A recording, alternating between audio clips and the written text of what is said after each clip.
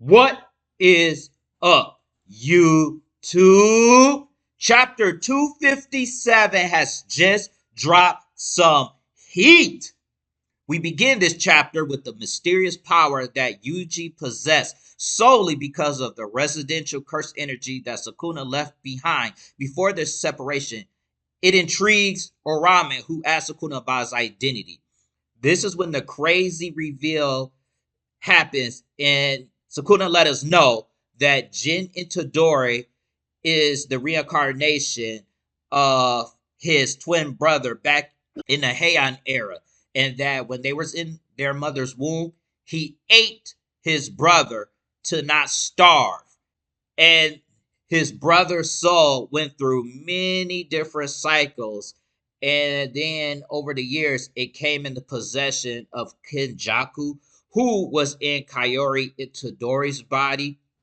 He proceeded to procreate with Jin, and they end up creating Yuji Itadori. So that means that, I guess, if that's how you want to put it, which is a little weird, but Yuji is supposed to be Sukuna's nephew.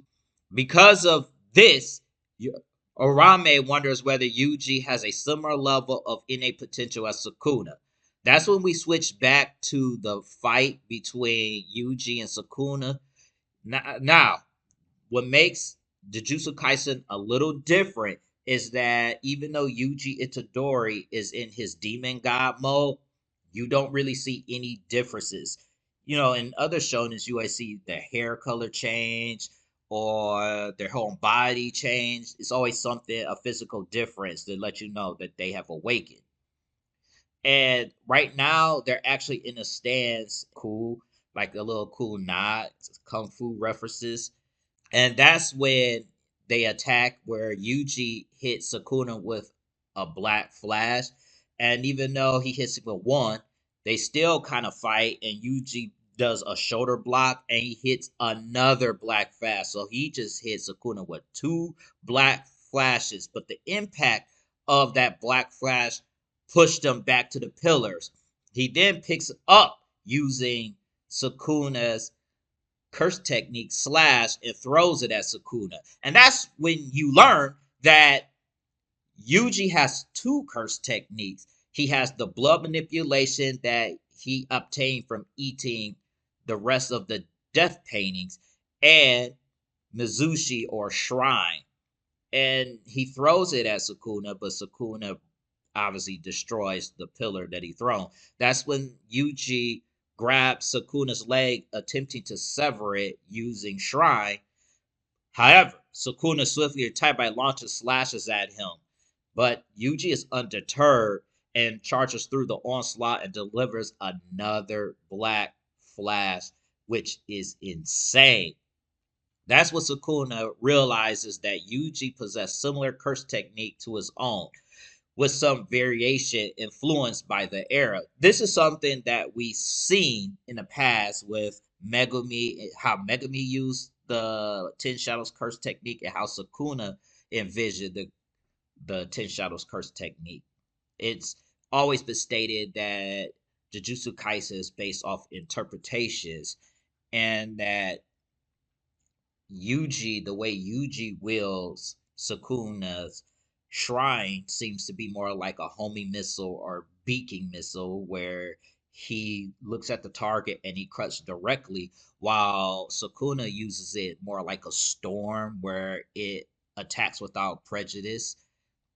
And this frustrates Sukuna because he understands why Yuji can wield it, but he also understands that the power output of his slashes is relatively low. It's kind of like pisses Sukuna off. And that's when we get a brief flashback of our boy Satoru Gojo, where Ino seeks the approval of Shoko and Gojo and Ichi to utilize Nanami's curse tool.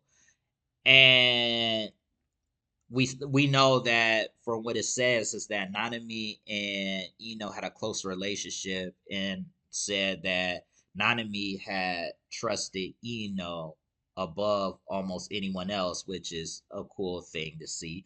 Now we switch back to the present where he's using his own curse technique and summons the dragon to catch Sukuna off guard. And Sukuna slices through the dragon and grabs a hold of Nanami Curse Tool with his feet. But that gave Yuji enough time to hit Sukuna with another black flash, which is now starting to piss off Sukuna. And that's what Sukuna started to ask is how's he able to pull off so many black flashes like it's nothing? Because mind you, Yuji is blessed by the spark of black, which makes it look like he can use Black Flash willingly. And the mere thought of Yuji standing on Inkling further with him angers Sukuna because he's like, no way, no how that Yuji is on equal footing with him. So this is the first time we actually see Sukuna losing his composure and begins to go in the office punching Yuji in his gut. But Yuji grabs a hold of his arms and punches him back to the wall instead. Yuji prepares for another black flash, but Sukuna was ready for it, so he grabbed his face and slashes it, resulting in Yuji's face bleeding to oblivion. However, Yuji has already experienced similar slashing before, so he doesn't bug. Instead, Yuji lands another black flag. This dude is hitting this dude with black flags like it is nothing. And again, we see Sukuna's definitely losing his composure. We also see that Nanami blunt knife that Ino threw as a last if ever strikes him, briefly interrupting his fury. This brief distraction provides Yuji with another opportunity to prepare himself for another black flag. This is when Yuji realized probably spamming Black Flash is the only way to will any sort of damage to Sukuna. Ino reflected on their contribution, remark, I believe I managed to quite well considering merely me not giving it to all Yuji. With that, Yuji unleashes his 8th Black Flash on Sukuna. This dude hit 8 Black Flash, which shocks Sukuna to his very core. And he can't understand why this dude is just hitting me with so many black skyrocketing it out the roof. But let me know what you think in the comment section below. Catch you guys on the next one. Peace out, y'all.